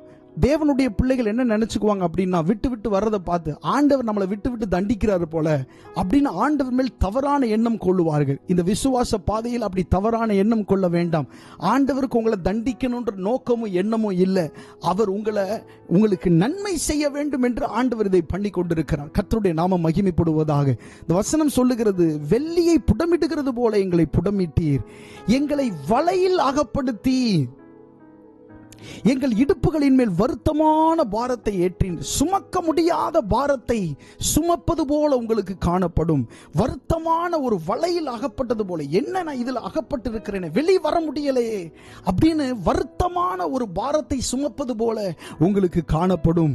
இது ஒரு அனுபவம் பாருங்க. ஒருவேளை உங்களுக்கு இப்படி இருக்கலாம். அடுத்ததாக 12வது வசனத்துல, மனுஷரை எங்கள் தலையின் மேல் ஏறி போக பண்ணினீர். தீயையும் தண்ணீரையும் கடந்து வந்த மனுஷரை எங்கள் தலையின் மேல், பாருங்க, இருக்கிறது ரொம்ப கஷ்டமான விஷயம். உங்களை அறியாத மனுஷர்கள் அல்லது உங்களை அறிந்த மனிதர்களே உங்கள் தலையில் ஏறி நடக்கிறது போல அனுபவம் காணப்படும். ஒண்ணுமே செய்ய முடியாது, அசையவே முடியாது. ஆனா இன்னைக்கு தெரிஞ்சுக்கணும், அது ஒரு விசுவாச பாதை, அது ஒரு விசுவாசத்தின் பரீட்சை. நீங்கள் உண்மையிலே ஆண்டவரை நம்புகிறீர்களா என்று ஆண்டவர் உங்களை சோதித்துக் கொண்டிருக்கிறார். நீங்கள் வேலை பார்க்கிற இடங்களிலே, உங்களுடைய தொழில் ஸ்தலங்களில் இப்படிப்பட்ட நெருக்கங்கள் வரும். மனுஷர்கள் உங்களை ஏறி மிதிக்கிறது போல காணப்படும். ஆண்டவர் எதை பார்த்து கொண்டிருக்கிறார் தெரியுமா? நீங்கள் பொறுமையா இருக்கிறீர்களா? உங்களுடைய சோதனை காலத்தில் நீங்கள் ஆண்டவரை நம்புகிறீர்களா அல்லது அந்த மனுஷன் மேல் கோபப்படுகிறீர்களா என்று சொல்லி ஆண்டவர் உங்களை பார்த்து கொண்டிருக்கிறார்.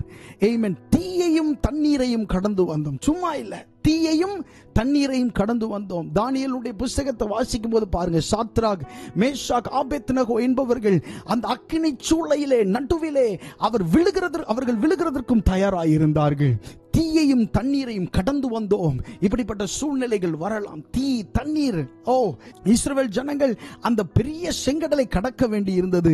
ஆமென். அப்படிப்பட்ட சூழ்நிலைகள் எல்லாம் கடந்து வர ஆண்டவர் அவர்களுக்கு உதவி செய்தார். அதுபோல ஆண்டவர் உங்களுக்கும் உதவி செய்வார். ஒருவேளை நீங்க வலையில் அகப்பட்டிருக்கலாம். உங்க இடுப்புகளின் மேல் வருத்தமான பாரத்தை சுமக்கிறது போல, சுமக்க முடியாததை சுமக்கிறது போல காணப்படலாம். மனுஷரை உங்கள் தலையின் மேலே ஏறி போக பண்ண ஒரு அனுபவம் உங்களுக்கு இருக்கலாம். தீயையும் தண்ணீரையும் கடக்கிற ஒரு அனுபவமா இருக்கலாம். இதுல எல்லாத்திலையும் நீங்க போனாலும் ஒன்னும் கவலைப்பட தேவையில்லை. அந்த வசனத்தினுடைய முடிவு சொல்லுகிறது, செழிப்பான இடத்தில் எங்களை கொண்டு வந்து விட்டீர். ஹல்லேலூயா.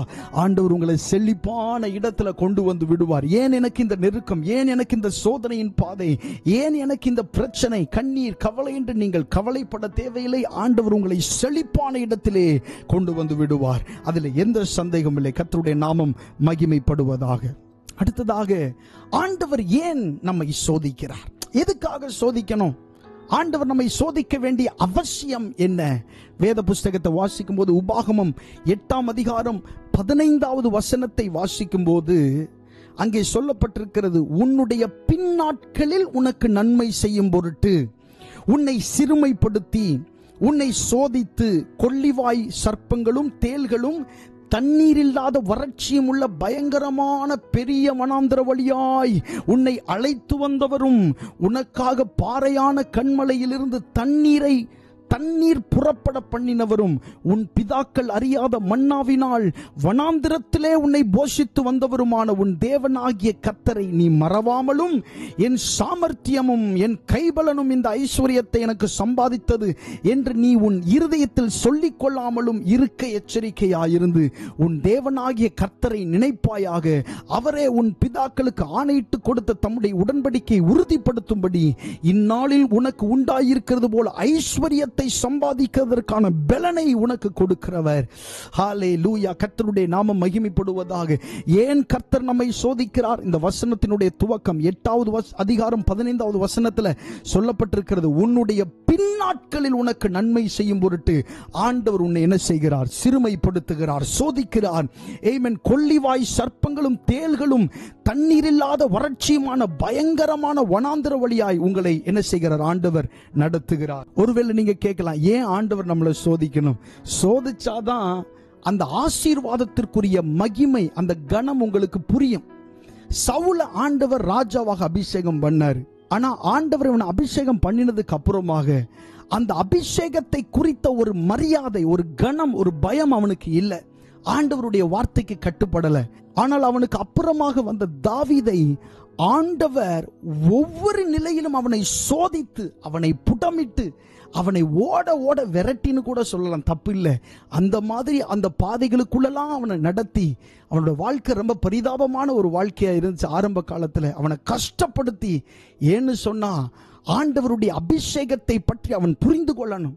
அந்த சோதனையின் பாதைக்குள்ள நடந்தாதான் கையில் இருக்கிற ஆசீர்வாதத்தை தக்க வைத்துக் கொள்ள முடியும். அப்படிதான் ஆண்டவர் தாவீதை என்ன செய்தார்? பழக்குவித்தார். பழக்குவித்ததுக்கு அப்புறமாக அவனை ராஜாவாக மாற்றினார். சவுல் எந்த சோதனைக்குட்படாம ராஜாவானதுனால தானே அவன் ஆண்டவருடைய வார்த்தைகளுக்கு கீழ்ப்படியல. ஆனா இந்த தாவீது அப்படி அல்ல, ஆண்டவருடைய இருதயத்துக்கு ஏற்றவனா இருந்தான். நீங்க சோதிக்கப்பட்டீங்கன்னா கர்த்தருடைய இருதயத்துக்கு ஏற்றவங்களா இருப்பீங்க. உங்க கையில ஆண்டவர் கொடுக்க போகிற அந்த மிகப்பெரிய பதவியை குறித்த, மிகப்பெரிய பொறுப்பை குறித்த, மிகப்பெரிய ஆசீர்வாதத்தை குறித்த ஒரு பயம் உங்களுக்கு இருக்கும். அதை எப்படி தக்க வைத்துக் கொள்வது, அதை எப்படி சரியாய் கையாள்வது என்கிற அந்த அணுகுமுறை உங்களுக்கு இருக்கும். அதற்காகத்தான் ஆண்டவர் உங்களை சோதிக்கிறார். வேற எதற்காகவும் அல்ல, உங்களை அழிக்க வேண்டும் என்பது ஆண்டவருடைய சித்தமும் அல்ல. கர்த்தருடைய நாமம் மகிமைப்படுவதாக. அடுத்ததாக ஒரு முக்கியமான ஒரு விஷயம், இப்படிப்பட்ட இந்த விசுவாச பரீட்சையின் பாதைகளுக்குள்ளாய் நம்ம போகும்போது சில நேரங்களில் நமக்குள்ளே ஒரு கேள்வி வரும். என்னன்னா, ஒருவேளை நம்ம வெட்கப்பட்டுருவோமோ, ஒருவேளை நம்ம போகிற இந்த பாதை நமக்கு ஒரு பெரிய வெட்கத்தையும் அவமானத்தையும் நமக்கு கொடுத்துருமோ. எல்லார்ட்டையும் நான் ஆண்டவர் என் கூட இருக்கிறார், கர்த்தர் என்னை நடத்துவார், கர்த்தர் என்னை உயர்த்துவார், கர்த்தர் என்னை நிச்சயமாய் சந்தித்து எனக்கு ஆசீர்வாதத்தை தருவார் என்று நான் எல்லாரிடத்திலும் சொல்லுகிறேனே, ஒருவேளை நான் வெட்கப்பட்டுருவேனோ அப்படின்னு நீங்க நினைக்கலாம். இந்த ஆராதனை நேரத்தில் ஆண்டவர் உங்களோடு தெளிவாய் ஒன்றை பேச விரும்புகிறார். 1 பேதுரு 2 வசனத்திலே வாசிக்கலாம். 1 பேதுரு 2:6, அந்தபடியே இதோ தெரிந்து கொள்ளப்பட்டதும் விலையேற பெற்றதுமாயிருக்கிற மூளைக்கல்லை சீயோனில் வைக்கிறேன், அதின் மேல் விசுவாசமாய் இருக்கிறவன் வெட்கப்படுவதில்லை என்று வேதத்திலே சொல்லி இருக்கிறது. வேதம் சொல்லுகிறது, விசுவாசிக்கிறவன் வெட்கப்படுவதில்லை. நீங்க விசுவாசிக்கிறதுனால நீங்க வெட்கப்படுகிறதில்லை. ஒருவேளை உங்களுடைய விசுவாசத்தில் அங்கங்கன்னு ஒரு மேடு பள்ளம் இருந்தா கூட ஆண்டவர் உங்களை சரியாக்கி உங்களை நிலைநிறுத்துவாரே ஒழிய, கர்த்தருடைய பெயரை நீங்க சொன்னதுனாலேயே, உச்சரிச்சதுனாலேயே, ஆண்டவர் எனக்கு செய்வார் நீங்க சொன்னதுனாலேயே ஆண்டவர் நிச்சயமாக உங்களுடைய தலையை ஆண்டவர் உயர்த்துவார். இது உண்மை அப்படின்னு விசுவாசிக்கிறவங்க வலது கரத்தை வானத்துக்கு நேரா உயர்த்தி சொல்லுங்க, நான் ஒரு நாள் வெட்கப்பட போறதே இல்லை. ஆமென். என்னுடைய கொம்பு மகிமையாய் உயர்த்தப்படும். கம் ஆன், சத்தமாய், என்னுடைய கொம்பு மகிமையாய் உயர்த்தப்படும். விசுவாசிக்கிறவன் வெட்கப்படுவதில்லை. ஹல்லேலூயா. கர்த்தருடைய நாமம் மகிமைப்படுவதாக. அடுத்து வேதத்தில் சொல்லப்பட்டிருக்கிறது, வெட்கத்துக்கு பதிலாக இரட்டிப்பான நன்மை வரும். ஹல்லேலூயா. ஒருவேளை வெட்கத்தினூடாய் நீங்க நடந்து போகலாம். உங்களை பார்த்து கேலி கிண்டல் செய்யலாம், அவமானமாய் பேசலாம், நிந்தையாய் பேசலாம். உங்களை மட்டுமில்ல, நீங்க நம்பி இருக்கிற விசுவாசத்தையும் அவமானமாய் பேசி இருக்கலாம். நீங்கள் நம்பிக்கொண்டிருக்கிற உங்கள் தேவனை, நம்முடைய ஆண்டவரை அவர்கள் ஒருவேளை கொச்சையாக மட்டுப்படுத்தி அவர்கள் பேசி இருக்கலாம். இப்படிப்பட்ட வெட்கத்தினூடாய் நீங்கள் நடந்து போறீங்கல்ல, ஆண்டவர் உங்களுக்கு செய்ய போகிறதை சொல்லுகிறார். வாசிக்கலாம். ஏசாயா 61 வசனம். ஏசாயா 61:7 வாசிக்கலாம். உங்கள் வெட்கத்துக்கு பதிலாக இரட்டத்தனையாய் பலன் வரும், லட்சைக்கு பதிலாக தங்கள் பாகத்தில் சந்தோஷப்படுவார்கள், அது நிமித்தம் தங்கள் தேசத்தில் இரட்டிப்பான சுதந்திரம் அடைவார்கள், நித்திய மகிழ்ச்சி அவர்களுக்கு உண்டாகும். வேதத்தில் சொல்லப்பட்டிருக்கிறது, உங்கள் வெட்கத்துக்கு பதிலாக இரட்டத்தனையாய் பலன் வரும். வேதத்திலே அப்படி மனிதர்கள் இருக்கிறார்களா? இருக்கிறார்கள். யோபு ஆண்டவரை நம்பினவன் தான், உத்தமனும் சன்மார்க்கனும் தான். அவனுக்கும் பிரச்சனை வந்துச்சு. ஆனா அவன் என்ன சொன்னான் அப்படின்னு சொன்னா, ஒரு வார்த்தை யோபு 13:15 ஒரு வார்த்தை, யோபு 13:15, அவர் என்னை கொன்று போட்டாலும் அவர் மேல் நம்பிக்கையாயிருப்பேன், ஆனாலும் என் வழிகளை அவருக்கு முன்பாக ரூபகரம் பண்ணுவேன். இந்த வார்த்தையை பாருங்க, அவர் என்னை கொன்று போட்டாலும் அவர் மேல் நம்பிக்கையாயிருப்பேன். சரீரம் அழுகி அப்படியே கீழே விழுகிற அளவுக்கு ஒரு ஒடுங்கி போன ஒரு மனுஷனா, இனிமேல் எந்த ஒரு நம்பிக்கையுமே அவனை குறித்து, அப்படிப்பட்ட ஒரு மனுஷனாய் அவன் இருந்தவன் இப்பொழுது ஒரு உடம்பெல்லாம் சொறி சிறங்கு வந்தவனாய் மிகவும் கேவலப்பட்டு தாழ்த்தப்பட்டு அவனை பார்க்கிறவர்களாம் நிந்திக்கிற ஒரு நிலையிலே நடு தெருவுக்கு வந்து விட்டான் என்று சொன்னாலும் தவறில்லை. அப்படிப்பட்ட ஒரு நிலையில் இருந்த அந்த மனுஷன் சொல்லுகிறான், அவர் மேல் நம்பிக்கையாயிருப்பேன் அப்படின்னு சொன்னான்ல. கடைசியில ஆண்டவருடைய செய்கையின் முடிவை, கடைசியில யோபு கடைசியில ஆண்டவருடைய செய்கையின் முடிவை குறித்து நீங்க வாசிக்கும் போது அவனுக்குரிய எல்லாவற்றையும் ஆண்டவர் அவனுக்கு ரெட்டிப்பாய் தந்தார். ஹல்லேலூயா. அவனுடைய மிருக ஜீவன்கள் ரெட்டிப்பாய் தந்தார். அவனுடைய பிள்ளைகளை தேவன் ஆசீர்வதித்தார். அவனுடைய குடும்பத்தை ஆண்டவர் இரட்டிப்பாய் ஆசீர்வதித்தார். இரட்டத்தனையான பலன். வெட்கத்துக்கு பதிலாக நீங்கள் வெட்கப்பட மாட்டீர்கள். அப்படியே வெட்கப்பட்டால், நிந்திக்கப்பட்டால், லட்சிக்குட்பட்டால் இரட்டத்தனையான பலனை ஆண்டவர் உங்களுக்கு தராமல் உங்களை விட போவதே இல்லை. கர்த்தர் உங்களுக்கு இரட்டிப்பான நன்மை தந்து உங்களை ஆசீர்வதிப்பாராக. ஆமென். இப்படி நீங்கள் வேதத்திலே நீங்கள் ஒவ்வொரு மனிதனை குறித்து பார்க்கும் போதும் இப்படி வெட்கப்பட்டவர்களை ஆண்டவர் இரட்டிப்பாய் ஆசீர்வதித்து அவர்களை அனுகிரகித்திருக்கிறார், அவர்களை மகிழ்வித்திருக்கிறார். அதனாலே இந்த நாளில் நீங்கள் பிரசங்கத்திலே கேட்ட தேவனுடைய வார்த்தையின்படி நீங்கள் இந்த விசுவாச பரீட்சையிலே, இந்த பரீட்சையின் ஓட்டத்திலே நீங்கள் கவலைப்பட வேண்டிய அவசியம் இல்லை. ஆண்டவர் நேர்த்தியாய் உங்களை நடத்துவார். ஹல்லேலூயா. ஜெயமாய் உங்களை நடத்துவார். நன்மையாய் எல்லாவற்றையும் முடிய பண்ணுவார். ஆனால் நீங்க கர்த்தர் மேல் நம்பிக்கையாய், கர்த்தர் மேல் விசுவாசமாய் தொடர்ந்து நீங்கள் இருக்கும்போது ஆண்டவர் உங்களுக்கு உதவி செய்ய அவர் வல்லமை உள்ளவராய் இருக்கிறார். நம் கண்களை மூடி ஜெபம் பண்ணுவோம். நல்ல ஆண்டவரே, நன்றி செலுத்துகிறோம். இந்த அருமையான இந்த ஆராதனை வேளையிலே எங்களோடு நீர் இடைப்பட்ட இந்த வசனங்களுக்காக நன்றி. இந்த நாளிலே உம்முடைய பிள்ளைகளிடத்தில் நீர் பேச வேண்டும் என்று இருக்கிறவைகளை நீர் பேசி இருக்கிறீர். அதற்காக நன்றி செலுத்துகிறோம். ஆண்டவரே, விசுவாச பயணத்திலே, விசுவாச ஓட்டத்திலே பொறுமையோட ஓட தேவன் ஆண்டவர் ஒவ்வொருவருக்கும் உதவி செய்ய வேண்டுமாய் ஜெபம் பண்ணுகிறோம். ஆண்டவரே ஸ்தோத்திரம். தொய்ந்து போன அப்பா நிலையில் இருக்கிற ஒவ்வொரு தேவ பிள்ளைகளையும் இந்த நாளில் நீ தூக்கி எழுப்பினதற்காக உமக்கு நாங்கள் நன்றி செலுத்துகிறோம். அப்பா ஆண்டவரை இன்னும் அதிகமான விசுவாசத்தை தந்து இன்னும் உமக்காக உறுதியாய் நிற்க, ஆண்டவர் திடமாய் நிற்க தேவன் அவர்களுக்கு உதவி செய்ய வேண்டுமாய் நாங்கள் ஜெபம் பண்ணுகிறோம். நிந்தைகளை மாற்றுகிறவர், அவமானங்களை மாற்றுகிறவர், இரட்டிப்பான நன்மைகளை தருகிறவர் நீர் எங்களோடு இருக்கிறபடினால் உமக்கு நாங்கள் நன்றி செலுத்துகிறோம். அநேக நல்ல சாட்சிகளை, உம்மை மகிமைப்படுத்துகிற சாட்சிகளை கேட்டு இன்னும் உம்மை மகிமை நீர் உதவி செய்ய வேண்டுமாய் நாங்கள் ஜெபம் பண்ணுகிறோம். ஆண்டவர், இந்த எல்லை பட்டணத்திற்காக நாங்கள் ஜெபிக்கிறோம். இங்கே வாழ்ந்து கொண்டிருக்கிற தமிழ் ஜனங்களுக்காக, அவர்களுடைய ரட்சிப்புக்காக நாங்கள் ஜெபம் பண்ணுகிறோம். அவர்களுடைய மனம் திரும்புதலுக்காக நாங்கள் ஜெபம் பண்ணுகிறோம். அவர்களும் ஆண்டவரே பரலோக ராஜ்யத்திலே பங்குள்ளவர்களாய் மாறணுமே, அதற்கு நீ உதவி செய்கிறதற்காக உமக்கு நன்றி செலுத்துகிறோம். ஆண்டவரே அப்பா, இந்த ஆராதனையில் பங்கு பெற்ற ஒவ்வொருவரையும் நீர் ஆசீர்வதியும், அவருடைய தேவைகளை சந்தியும். விசுவாச பயணத்திலே ஆண்டவர் உறுதியாய் நிற்க அவர்களுக்கு உதவி செய்யும். ஆசீர்வதியும், பலப்படுத்தும், காத்துக்கொள்ளும். இயேசுவின் நாமத்தில் கேட்கிறோம் நல்ல பிதாவே. ஆமென், ஆமென், ஆமென். கர்த்தர் உங்களை ஆசீர்வதிப்பாராக. God bless you. Amen.